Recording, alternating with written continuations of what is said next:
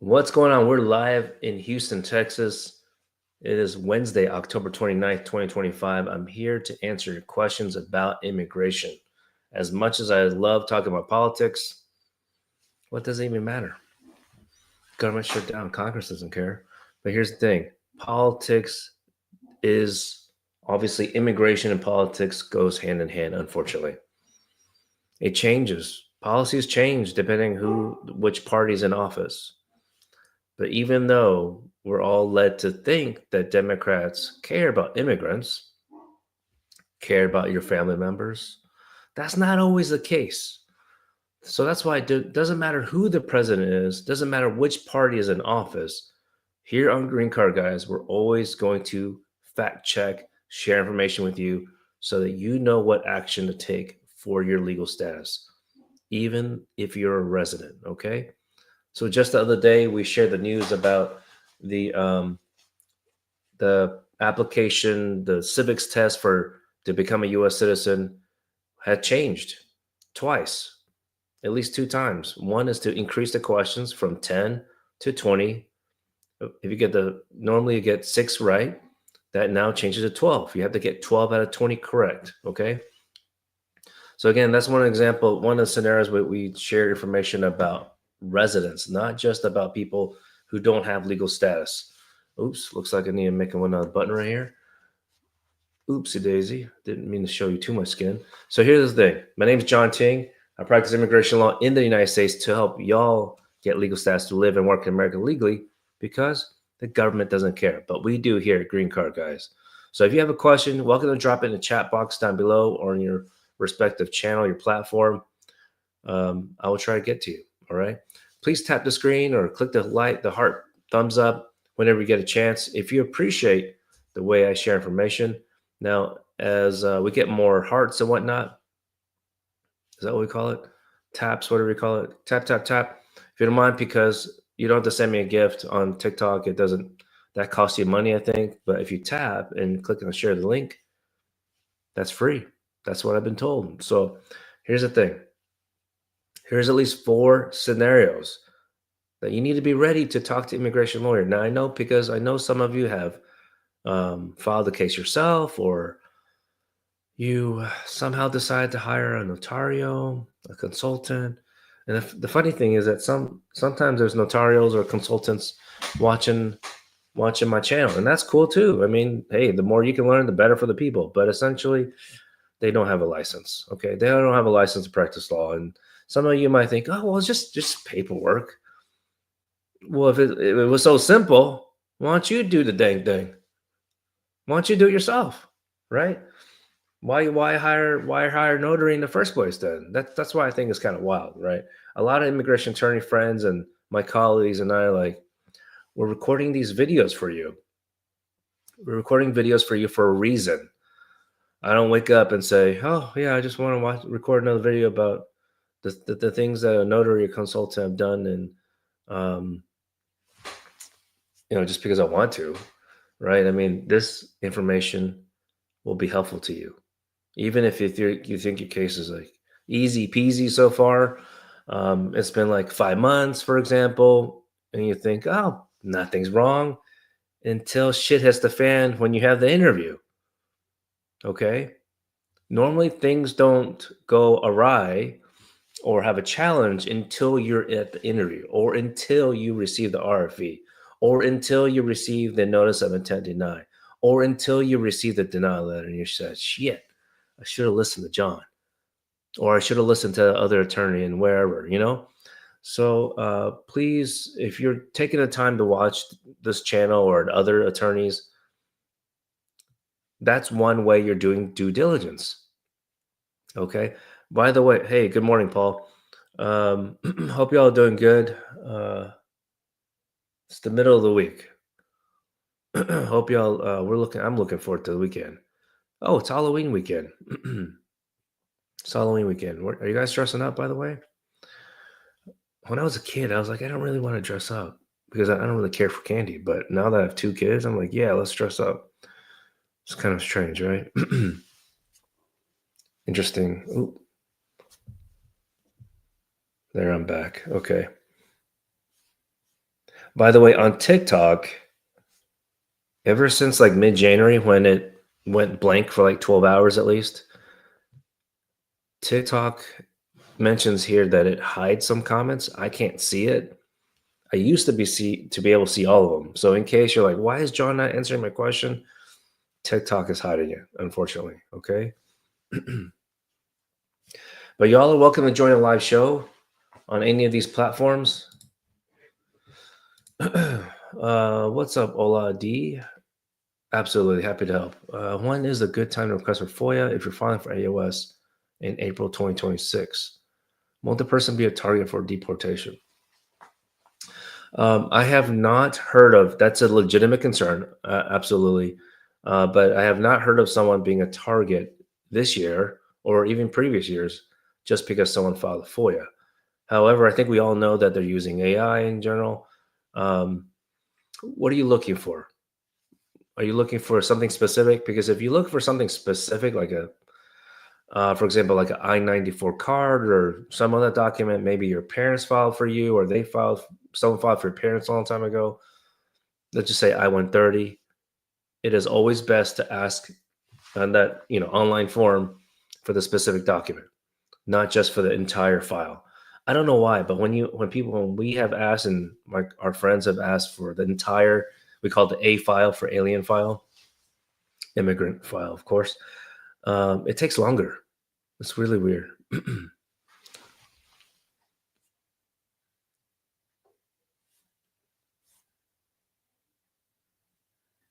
What is TPUSA tonight?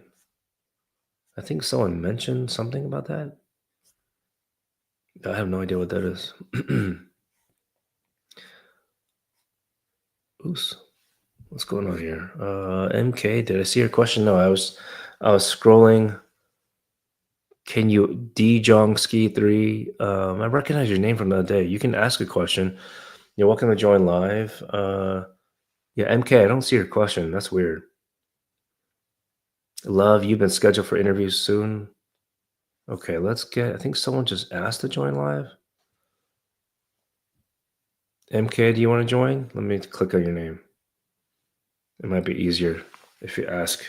You can be off camera, by the way, y'all. You don't have to have it on. So Ola D about FOIA. If you ask for something specific, usually about 2 months. But if you ask for the entire file, it might take like 6 months. So it's ready. It's basically November. So you might want to get that rolling soon. Okay, MK is joining now. What's going on? Yeah, how you doing? Good. You okay? Yeah, I'm okay. All right. So How can I help you? my question is, when I go for my old ceremony, can I request for a name change on the same day? Which application? Like, I got my old ceremony coming up. Oh, ceremony. So I was wondering, can I like request a name change on the same day? Well, it's supposed to be on the application. Did you put it on the application first? I don't think I did. No, you're not going to be able to then. You're going to have to go to like civil court in your county. Oh, Yeah, you have to put an application because your oath ceremony is going to be routed to like a non-judge, basically. oh, okay. Yeah, that's why some of the that people who ask for a name change have to see a judge for the ceremony because it's like a different. You need a judge to sign off on it. That's why. Mm-hmm. Okay, I understand. Okay, no worries. Okay, All right, good luck. you. Take care. And congrats to that person. Sounds like that person's almost there. Okay. Okay, next question here. D Jong, yeah, you can ask a question. You want to join live? Love, you've been scheduled. When is your interview, Love, and where at? Which city? In the meantime, Star Liquors. Do you have a liquor store? What's your location? 601 A waiver approved. Congrats on that. Is it safe to go home for the interview? I mean, in general, in that sense, but yeah, 601A. But I wouldn't leave the U.S. yet. There's a couple more steps next. Oh my goodness. Somehow my iPad did a split screen. I don't know how to get this out of the way. Goodness sakes. Okay, there we go. My bad, guys, on TikTok. My iPad was doing a split screen. I finally figured it out. Had to do all these swipes.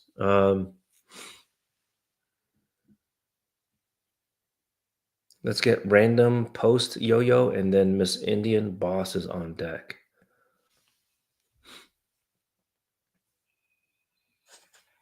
What's going on? Hello, how's it going, buddy? Good, thanks. How can I help you? I have a random question. I came to this country as a student, and then COVID, we couldn't go back to our countries, so I applied for asylum. And then after a year, I got married to a U.S. citizen, and I got a green card. And then I removed my asylum case, took it back. And then now I had an interview for N400 and removal of condition, which N400 I already passed, but they didn't make a decision for my removal condition. Right, they won't until you have the interview for citizenship.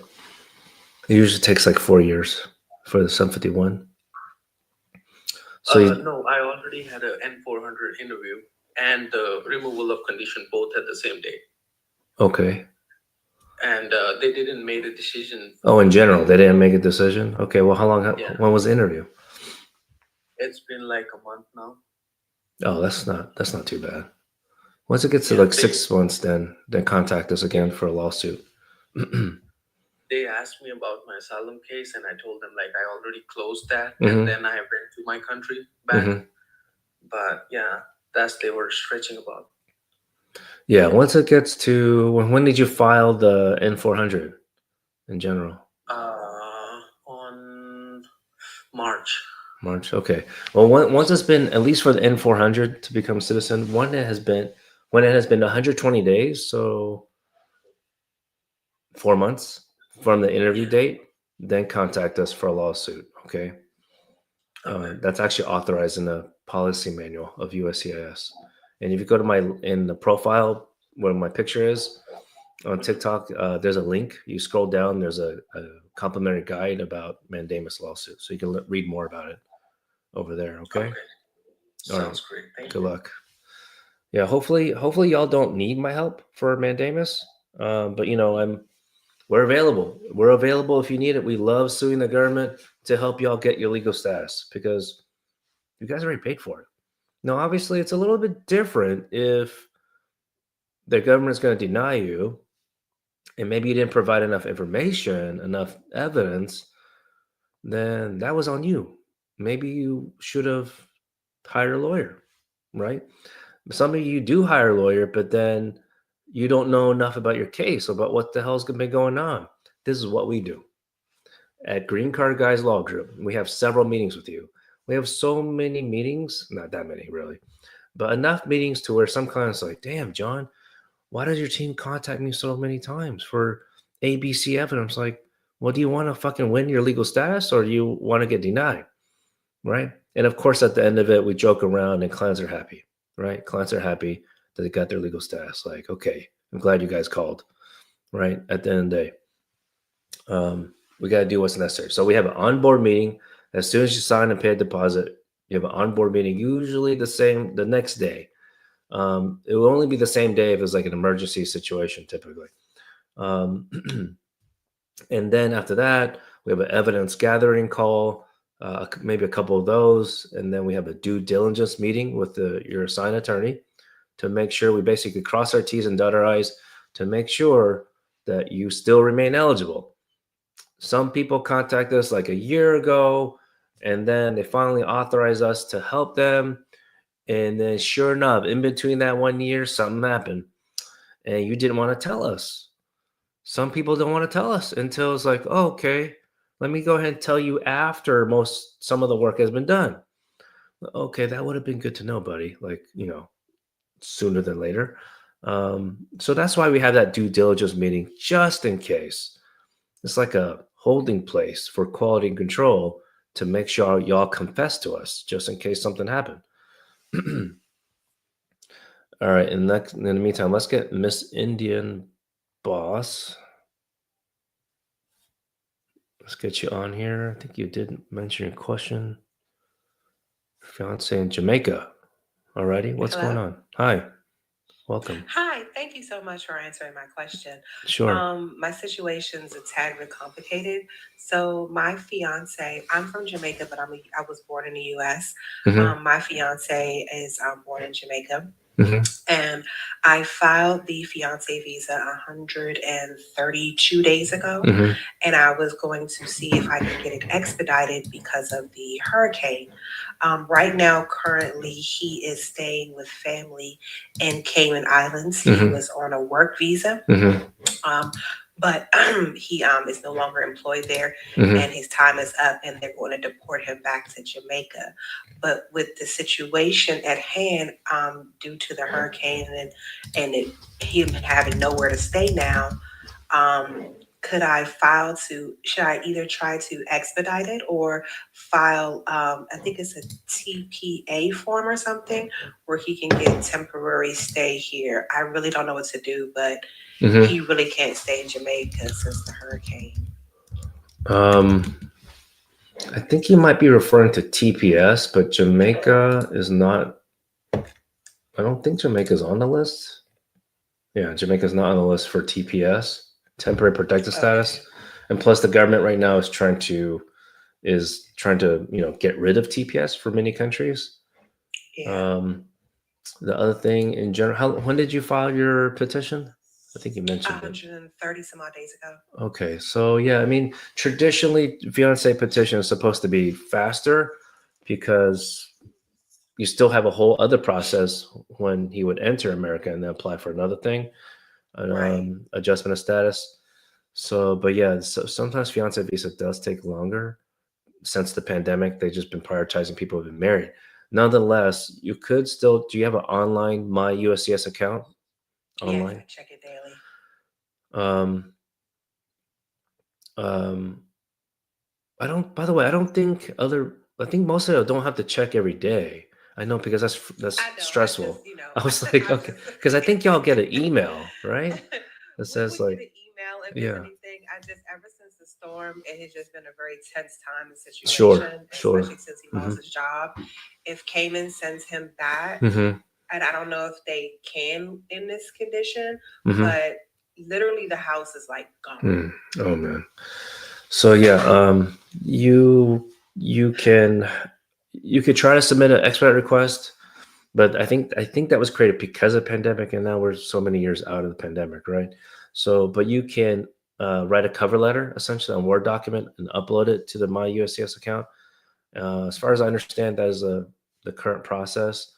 If you email in to my team, we have a complimentary guide that we share about expedite request. Okay. But ultimately, you could do that on your own. But what I mention every time someone asks about it, you have to provide some kind of proof, even though it's obvious. I think many people know there's Right. a hurricane going on. It's hurricane season too. So, but if you add some information, if there's a photo of where he lived, that Mhm. the house is gone, unfortunately, provide that kind of proof. Maybe that can help. Um, Okay. So okay. just try to file and see the expedite. But Hmm. normally does it, I mean, it's been almost, 4 months. Is it, I guess it's hard to say when they would reach out, but Well, that's just step number one. Step yeah, number two. So even if it's approved right now, that doesn't mean he's going to get his interview next week, which will be right, in Kingston, Jamaica anyway. So he would eventually have to go back to Jamaica. right. So, I mean, you're going back for the interview is fine. You can hmm fly in and fly back. I hmm just hmm don't, want him to have to stay there long during the term. Yeah. process because, there's nowhere to stay. Yeah. Yeah. If Okay. you, Well, thank you. yeah, no problem. If you schedule a meeting with a team or email in, also ask for the fiance visa complimentary guide. And so they'll have some information there. You can read about it. Okay. Okay. Thank you so About the much. next steps. Oh, you're welcome. Take care. Man, this is tough. Natural disasters suck. Living in Houston sucks. I mean, to be honest, other than the good food, it's just I'm from Dallas. Okay, guys. Houston has so like I have to worry about a hurricane. I have to worry about winds. And last July, I was like, what the hell is going on? And then our generator did not work in July, and it just popped up error code. I'm like, what the?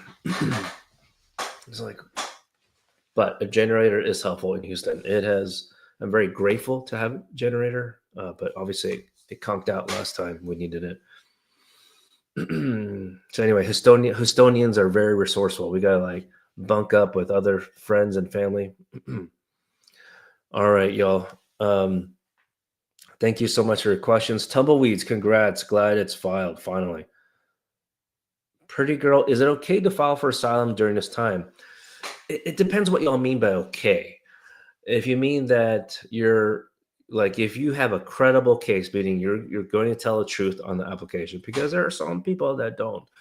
But if you're going to tell the truth on the application, then hopefully you'll be comfortable with having the interview sooner, which I generally recommend, right? I know some people are like, oh, I want the work permit. Like, okay, great. But now with the Trump administration, for most cases, they use the policy LIFO, last in, first out. Meaning, so if you file today for asylum, you could get your interview potentially in like 3 months.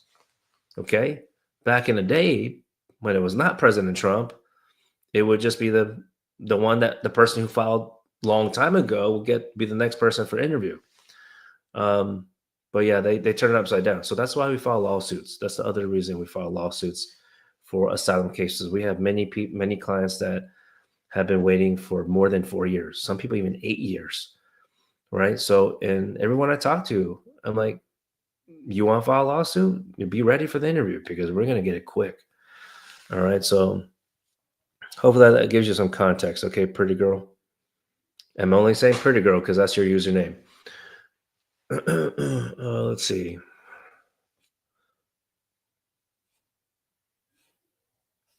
All right, let's see here. So I mentioned the 4 scenarios every live show, but just in case you just joined recently, there's 4 scenarios that you definitely, minimum 4 scenarios you definitely need to talk to an immigration lawyer. It'll be our pleasure to assist you, guide you, serve you. But look, there's plenty of great immigration attorneys. If you're like, yo, I'm in New York, you're in the Bronx, Staten Island, that's fine. And you want to see someone in person, we're happy to share referrals. Actually, I don't know anyone in Staten Island. Maybe one. But just New York is actually a lot larger than people think. New York City region, I mean. Okay, so scenario number 1, RFE. If you receive or you see online RFE, request for evidence, that's the first example. You need to get your shit together and talk to an immigration lawyer. Okay, so go ahead and click the plus sign or the follow, subscribe on any of the channels here. RFE, you get 87 days or less to reply. It's only 87 days if you mail it. It's 84 days if it's online. Okay. Notice second scenario, notice of intent to deny, NOID.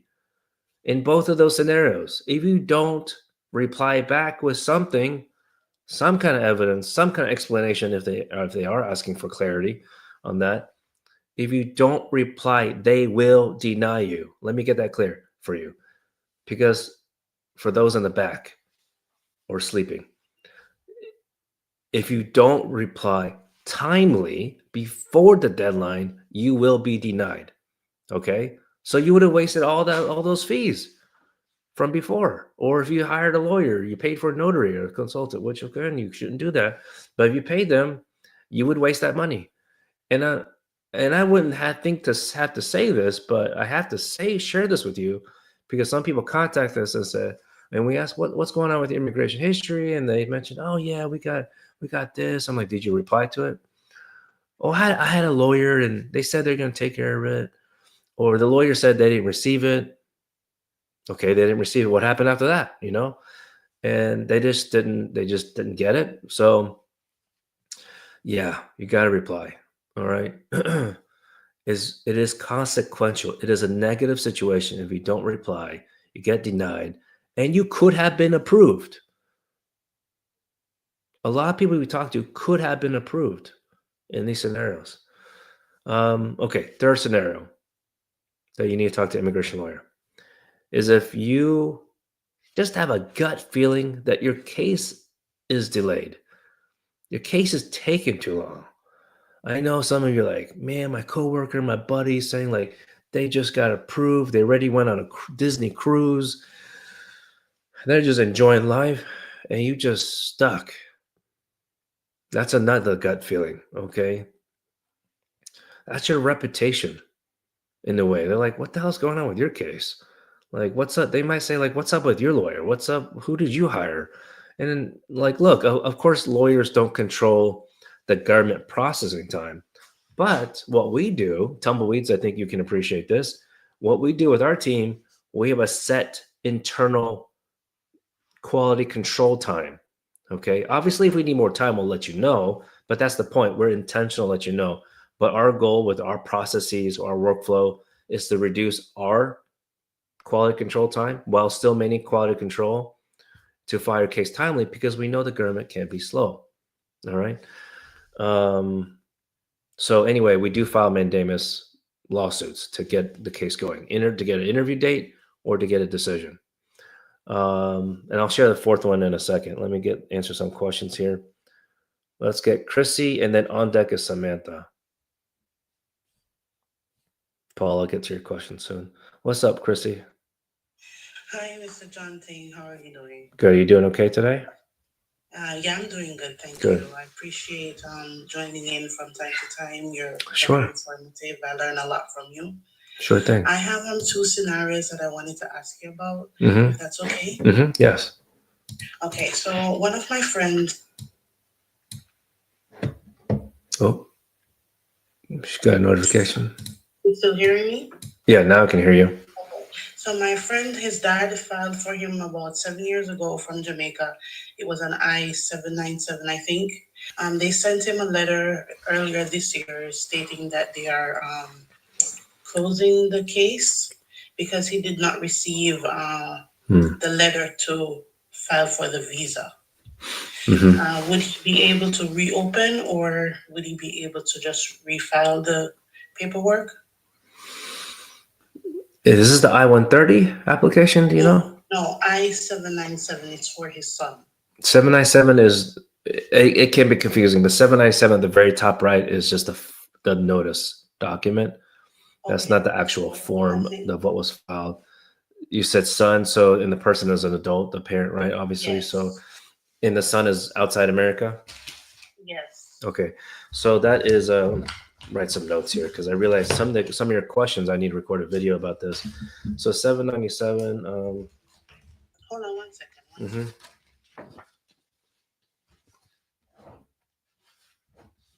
Okay. Okay, so the notice is the revocation notice. Yeah. Revocation. So it was approved before, it sounds like. Yes, but their lawyer, they couldn't find a lawyer, and the father did not get a letter. He did not get a letter to apply for the visa in Jamaica. Oh, okay. Oh, shit. Okay, you screenshot my number. Okay, have your friend contact us because hopefully the timing is not too long far out. Okay. Okay, he got the letter in May. Okay, I think I know what's going on. The petition was approved. It was ready to be scheduled for interview. He may have already provided like tax returns, pay stubs long ago. It was ready to schedule it for, or maybe not even interview. Like he didn't do the next step. He may not have applied. Actually, I think this is what's going on.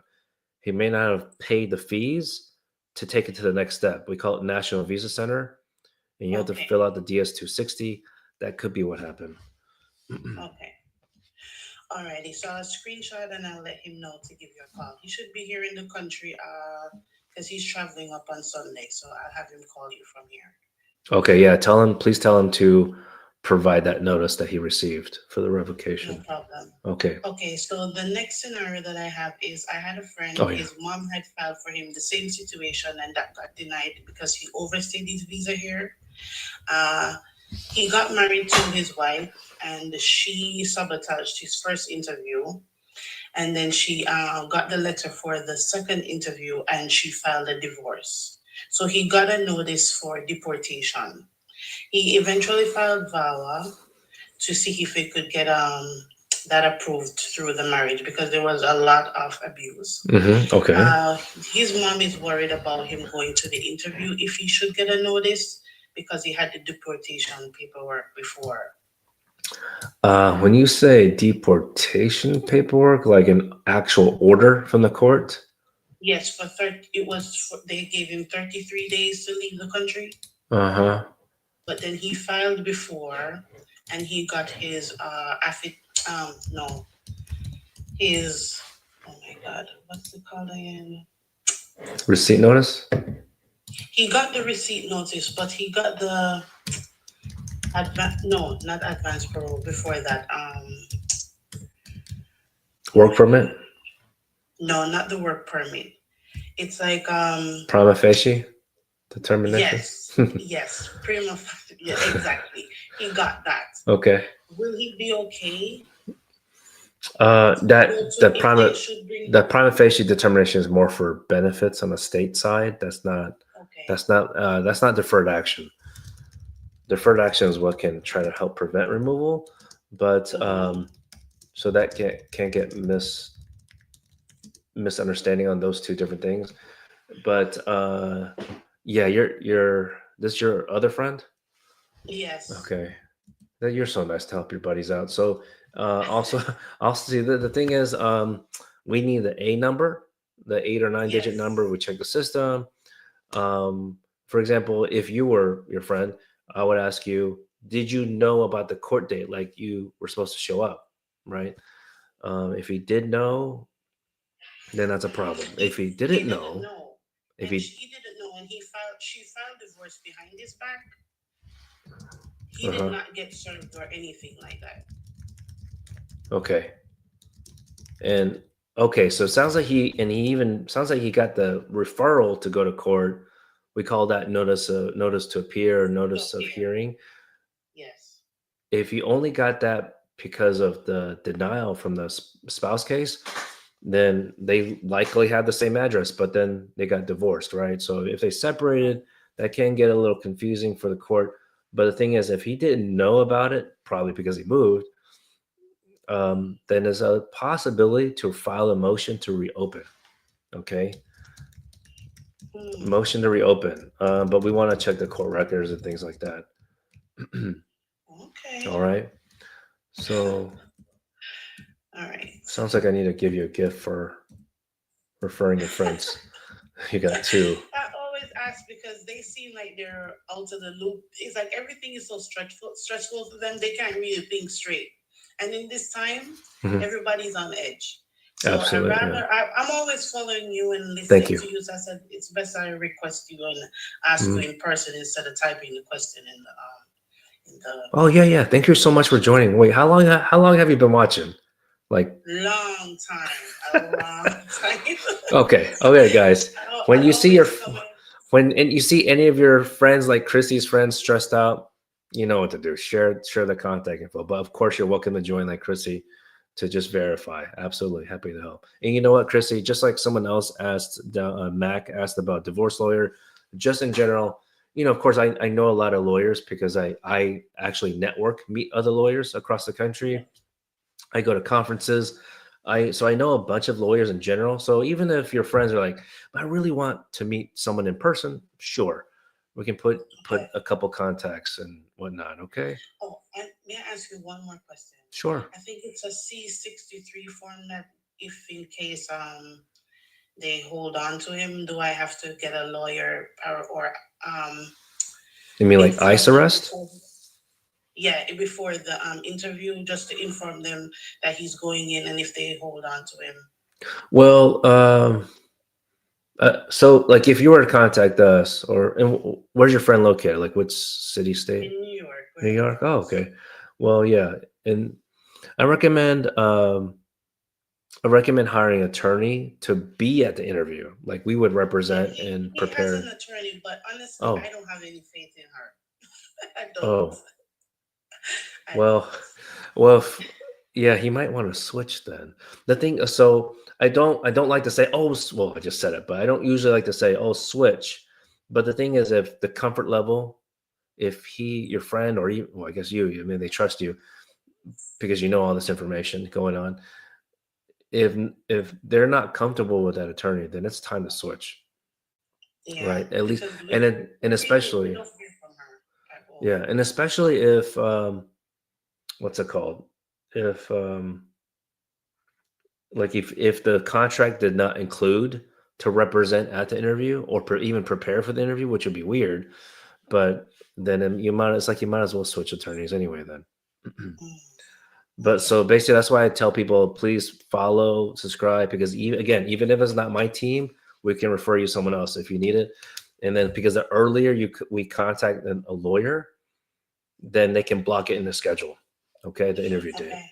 Mhm. And for the notice to reopen, how long of a wait would that have to be? Does it have to be like a year, 6 months? Eh, normally we'd say like a couple months. I know some people have been waiting like 6 months. There's no like black and white timing in that sense. You may have heard me tell people like, hey, just call the court and just be friendly and put it in the queue in line for the judge, and they got it done like the same day or next day. So you never know in that sense.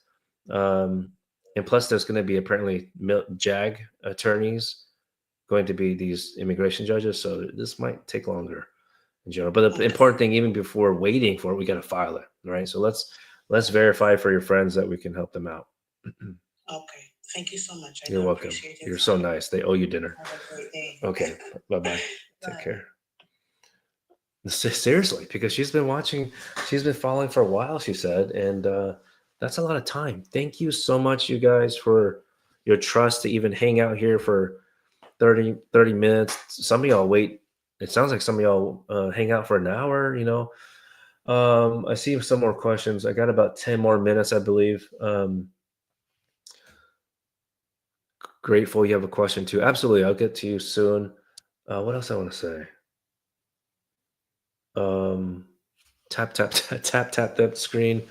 There's so much to say. I no one shouldn't get on all the related. I want to stay on track and answer your questions here. Paul asked, "Do we need to bring letter of affidavit for your friends and family? You mean just like a character letter, basically, to your AOS interview?" No, it's not. It's not even. I don't even think it's on the list on the interview notice. There's certain things on interview notice that you would need to bring.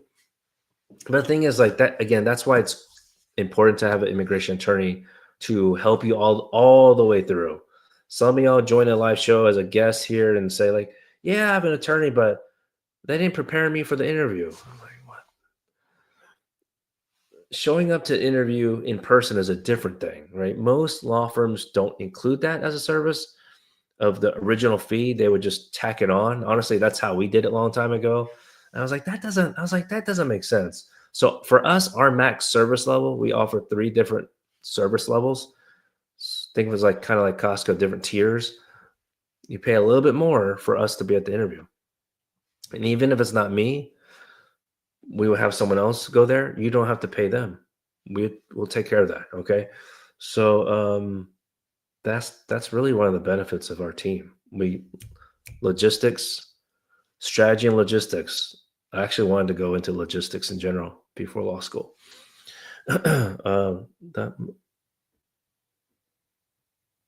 Okay, let's get wait, did I even answer your question? Kind of, yeah. It's not typical about the character letter from friends and family. It's not typical. We usually don't ask for it it's on our list like at the bottom, like our if applicable situation. If you don't have finances together, like you don't have a joint checking account together, you don't have a joint credit card together or authorized user on the main account, you don't have any, like if you just created, then yeah, a letter or two would be helpful. Oh, John Carlo, that is so sweet, buddy. By the way, shout out to John Carlo, immigration law dude on TikTok. He has helped out our clients as well in D-Town, Dallas, Texas. So please give him a follow if you get a chance. By the way, John Carlo, are you doing live shows? Yeah. So John Carlo says, expect a Stokes interview when not having a lot of time together. That's kind of what I was thinking as well. But you know what? I just got one approved in Houston. They were married. They were married in July. They might be on the live show right now. They were married in July. We filed in August. And we had the interview last week. So 2-month turnaround and no Stokes interview. They were not separated.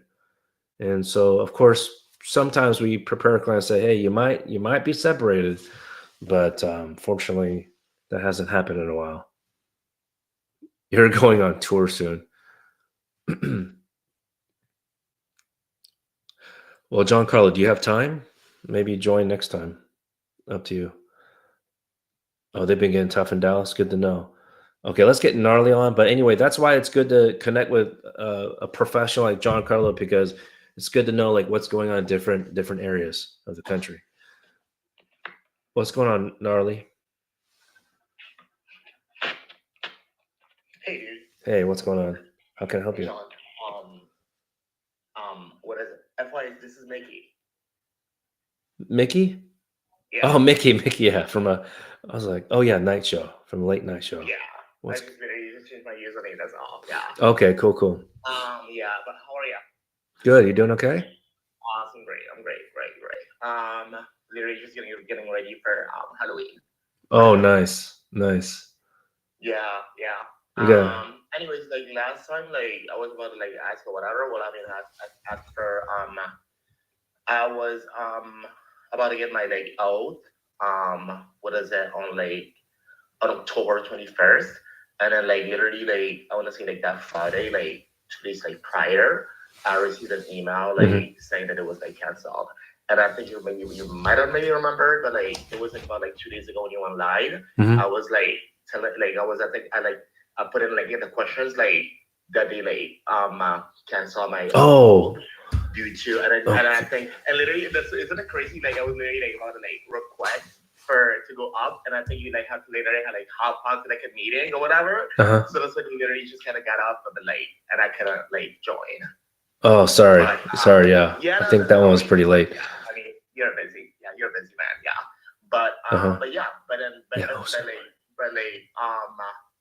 like you said, because I'm literally like changing my name. I'm changing my full name now. Because remember, you were like, it could have been maybe because, you know what I mean, for those that are, you know what I mean, like going through like a name change. Yeah, that will take longer and I to am wait. Doing like literally like the actual full name, like my first and last name are getting changed. Yeah.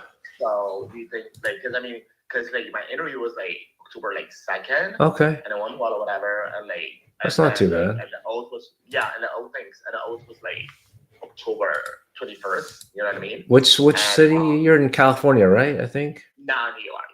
Okay, New York.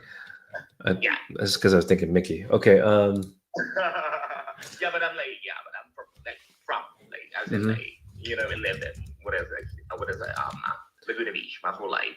I see. Almost my whole life, yeah. Because I've been here since I was literally like a baby. Yeah. Yeah. Yeah. Well, I don't know. Some people asked if like oath ceremony is canceled because of the shutdown.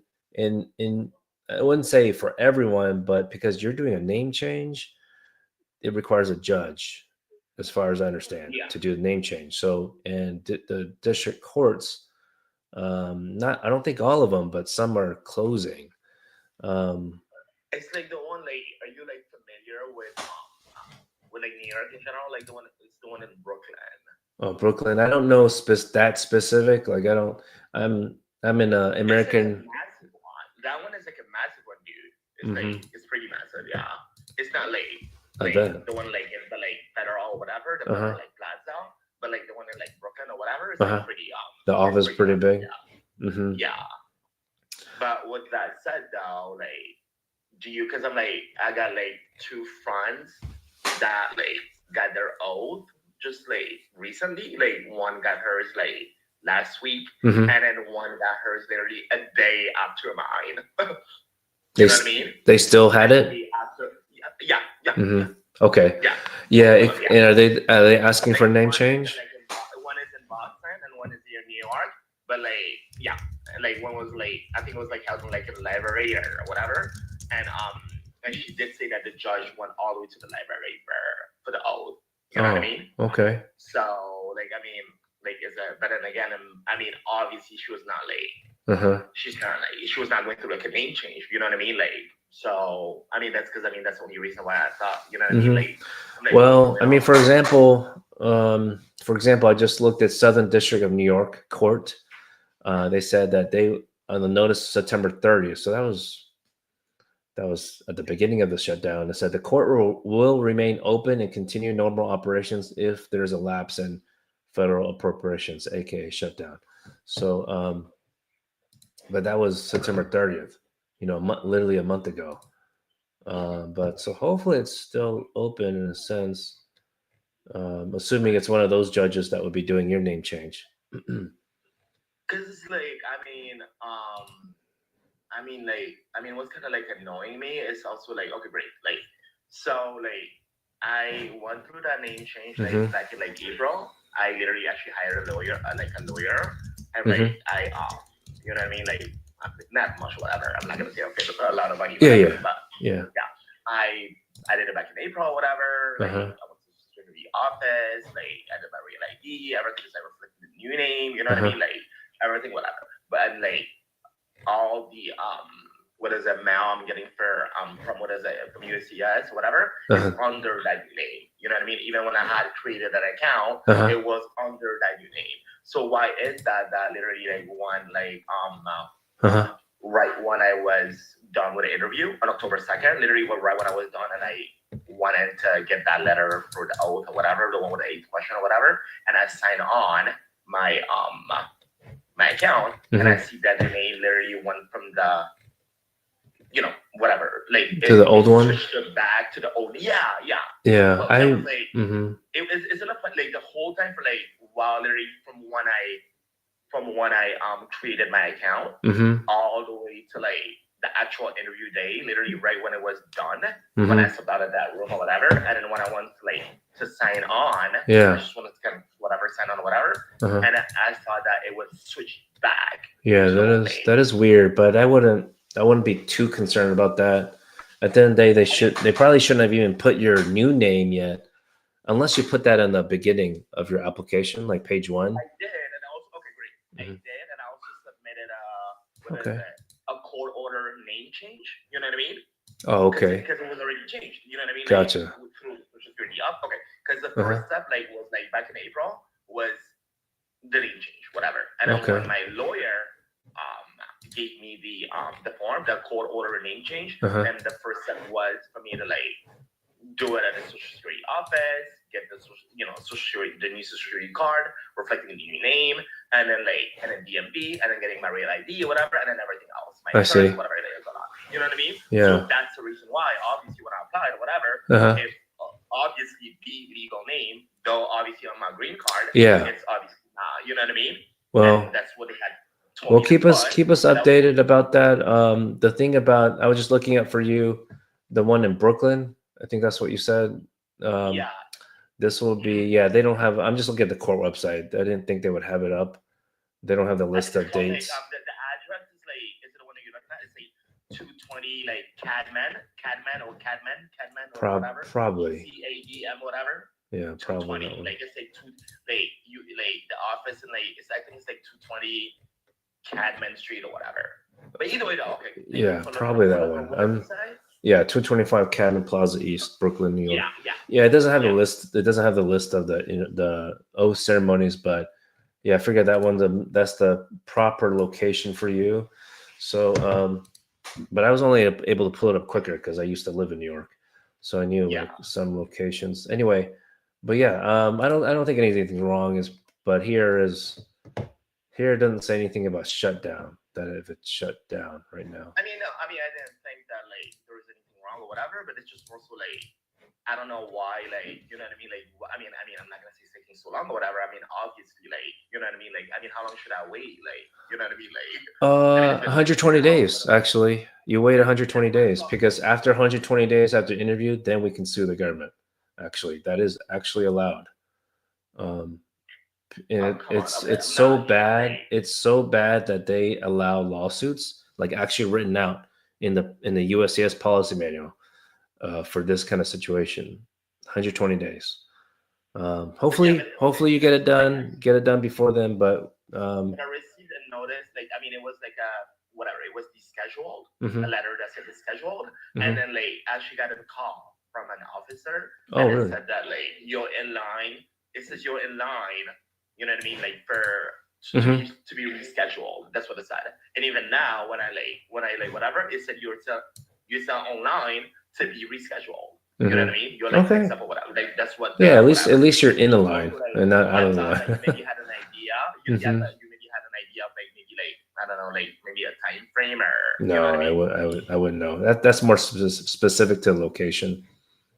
And also like why is that like you know what I mean? Like man, so I felt like so did I just like waste my money like doing that name change like in April or whatever? Like No. if like like what's the difference? The fact that I already have a court order, you know what I mean? Why is that a Oh, judge you have a not- court like, order. I know you said that earlier, but you have a court order that already changed your name?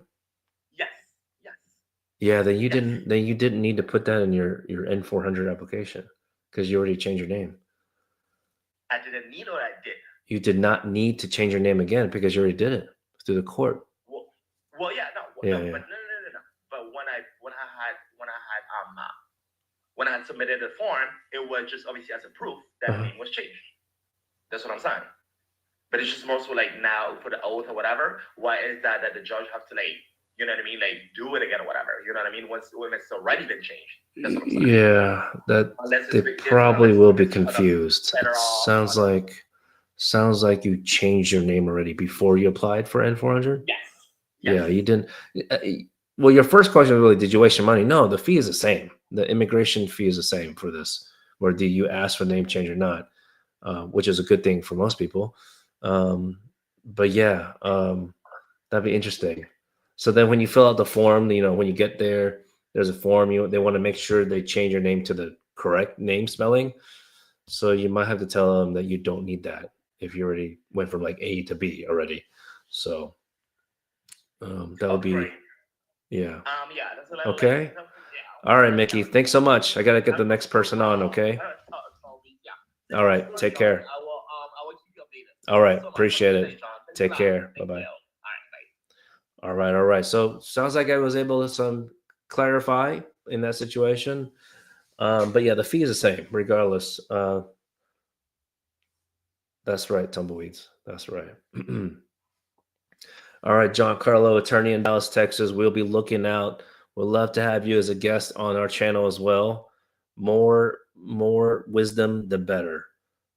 Deportation.com. Thank you so much. Appreciate it. Let me put in your website here, actually.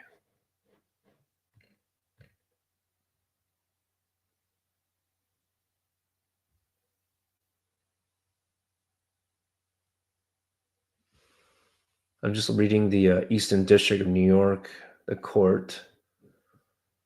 You know, all this legal language, like just fucking.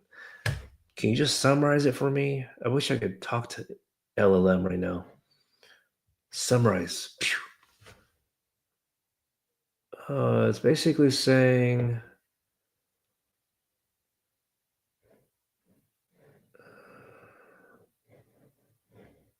Okay, I know a lot of people want to join live. I will get you on soon. Thank you so much. It looks like the court could be closed.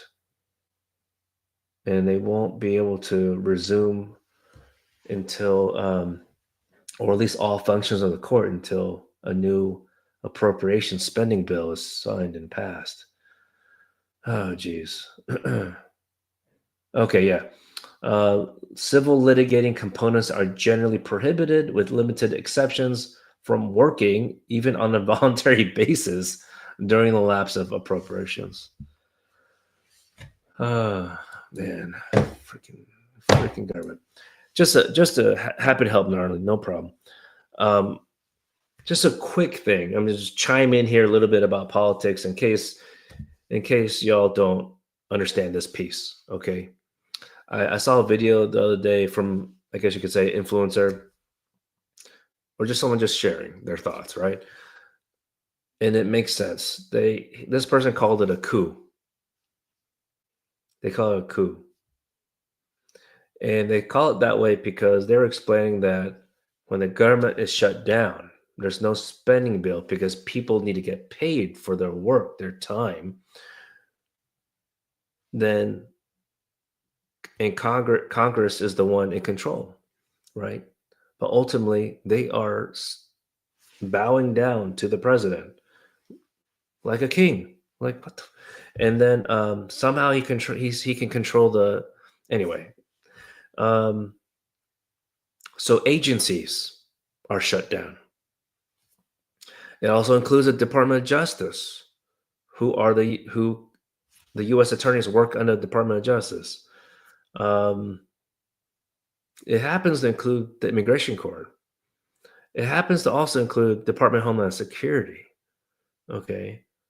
But guess what? The big, beautiful bill that was passed in July, it appears that there was plenty of money for that group, for those agencies to continue. Like I had a trial in Dallas a couple weeks ago.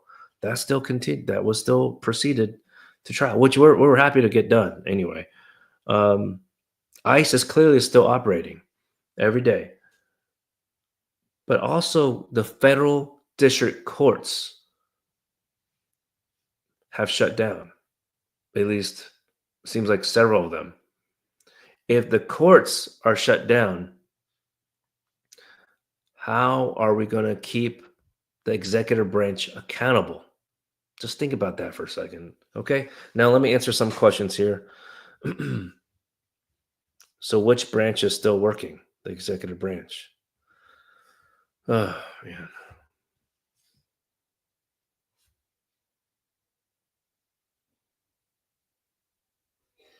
Mac, you need a divorce lawyer. Mac, please contact my team. You can email in at wecare@greencardguys.com. Of course, let us know the county, and we'll try to, please give us at least 24 to 48 hours to find law firms in for that county, the jurisdiction, okay? The county and the state. Greatly appreciate it. Let me answer another written out comment here. Helping Hand, I-130 approved through interview, but the 485 did not at court. Shit. Okay. Why did you have it at court? Did the judge not want to dismiss your case? Helping Hand? We'd love to find out and check on that and see if we need to appeal it or not. Overstay visa. Well, was it a different kind of relationship? Like it's not a marriage relationship?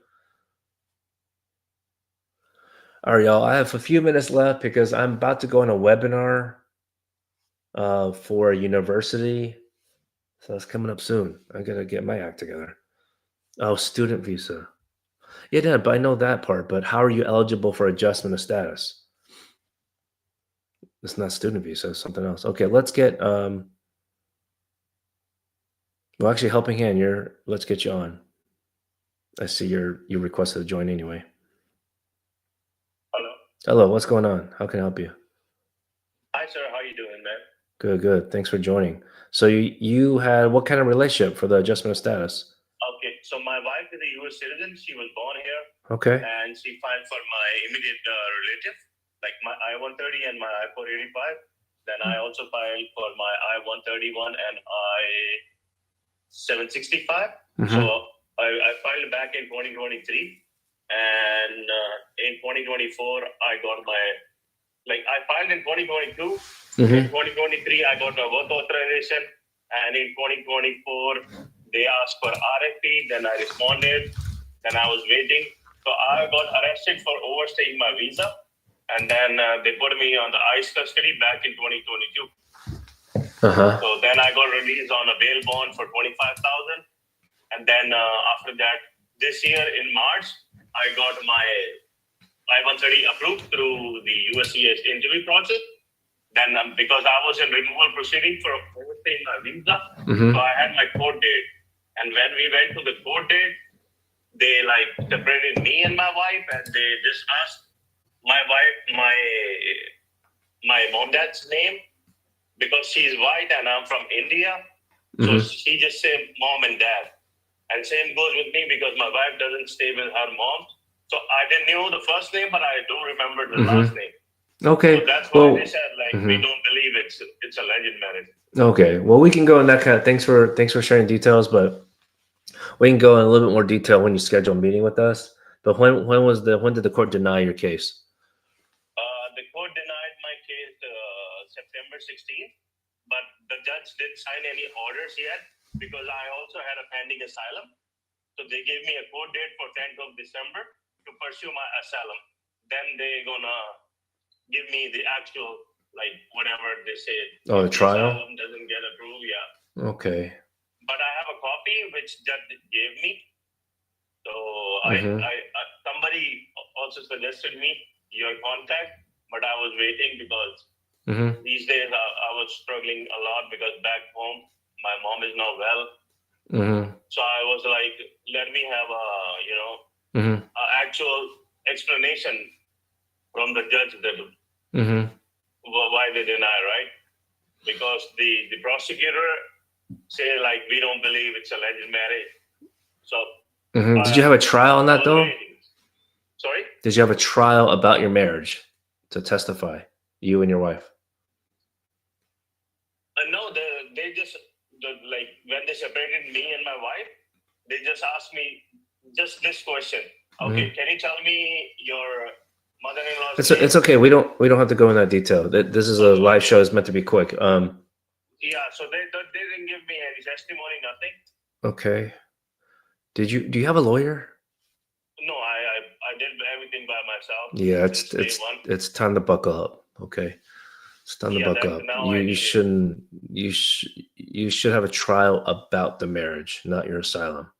So yeah, it sounds like they may have tried to confuse you. But yeah, we'll take a look at the past documents to verify if you had an opportunity to have a trial about your marriage case, basically the 485 application. Okay, and it's very important. Okay. Yeah, because once my I-130 was approved, USCIS, already when I did my RFP, because I was put in removal proceeding at that time, so USCIS did my 485 case admin closed, but for my I-130, they brought us for the interview, and the same day they gave me their decision. For anyone else listening, when the I-130 is approved, that means they already believe in your marriage. But when you have a court case, some people assume that you have to keep it there. You can dismiss it. However, was your marriage date before? It was before you had court, right? Before you had to go to court. Yeah. So that's even better for you, because when people get married after court started, like you get the letter to go to court, we call that notice to appear. If your marriage date is after that, then there's a presumption that the marriage is fake, fraudulent. But yours is different. So that's why we need to file a motion to dismiss. Yeah, I had somebody who filed because when I got arrested, I hired a lawyer for my bail bond hearing. So once I came out on the bail bond, then the lawyer I hired, he applied for the case dismissed, but they didn't dismiss it because the government attorney says that the I-130 is not approved, so we cannot dismiss. Oh, okay. Yeah. Back then makes sense, but now you may have another chance. Okay. So yes, go ahead and screenshot this and schedule a meeting. All right. Thank you very much. What's your email, sir? I can do through email too? You can, but if you want to schedule a meeting, I'll take a screenshot. Screenshot, and then if you want to schedule a meeting directly, just go to this website. That's very easy. Okay. Okay. All right. Email just takes a long time. But still, we can argue for we can. I don't know. It sounds like it, but that there's a way, because you don't have it sounds like you didn't have the final trial yet, because you were talking about they suggested to go through the asylum case for trial. So you don't get 2 trials normally. So you just get 1. So anyway, go ahead and schedule a meeting. Okay, Email's more about just like if you want, if there's a lot of history, go ahead and share that. If there's documents to upload or attach, you can share that. But ultimately, and we appreciate it, but ultimately need to schedule a meeting. So you can do that up here too. Okay. All right. Good luck to you. Thank you, sir. You're welcome. Take care. God bless you. You too. Thanks. All right. I think I got to join that Zoom pretty soon. I know there's a lot of people. Someone else. Thank you so much for your trust. Please go ahead and click the plus sign and to follow and subscribe. Click the bell to receive the notifications when I go live. I generally try to go live if I can on a daily basis at 11:30 a.m. Central Time. I'm trying to be consistent in case you don't get the notification. That happens. I think Samantha was next. I remember seeing your name at the very. John, where do you leave reviews? If you type in green card guys on maps.google.com, you should be able to find it. Or there might be the link up here.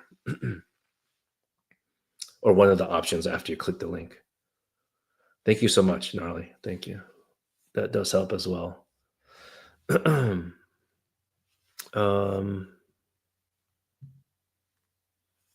Okay, I think that person already signed off. So the other person is... Oh, I don't know your name. I can't read that language, but let's get you on.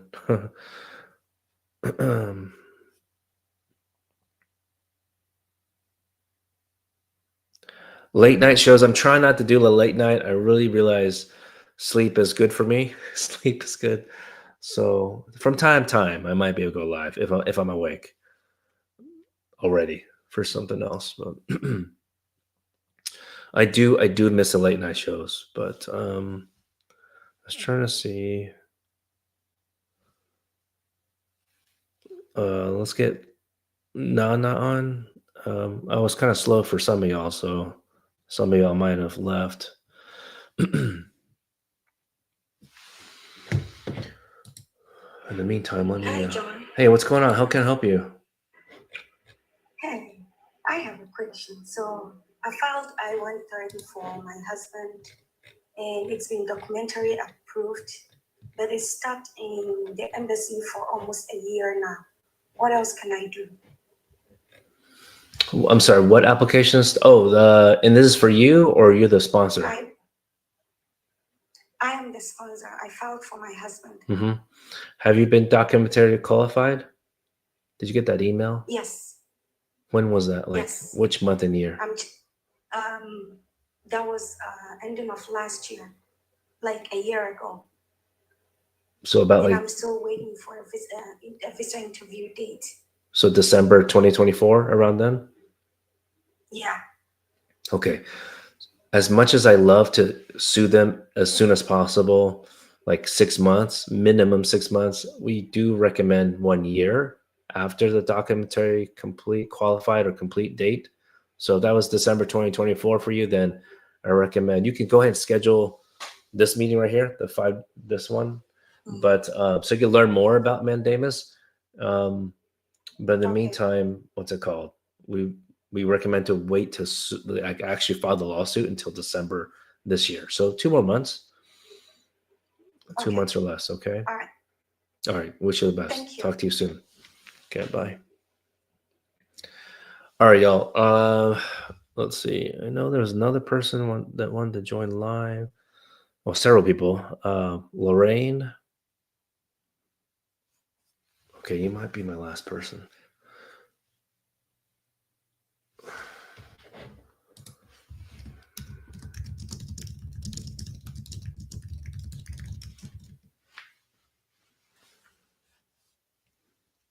I'm trying to multitask. Okay, Lorraine's not there, so let's get up.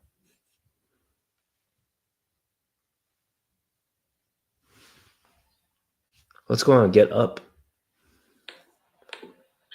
Hi, Joe. How can I help you? I just have a quick question. So, Sure. I came here with your work visa, Mm-hmm. and It's my third year, and it's gonna be in by the end of December 2025. And this year, to 2026 DB lottery, my wife won the DB lottery 2026. Oh, good. So we plan to do the for the adjustment of status, but we have this 2 years home residency requirement. Oh, yeah. So I asked my supervisor if there is a way to extend my J1 so that I can ask for the waiver. So currently she has only she can extend only for 1 month, like till January. Is this cutting on funds, grants right now. So she's in between the grants.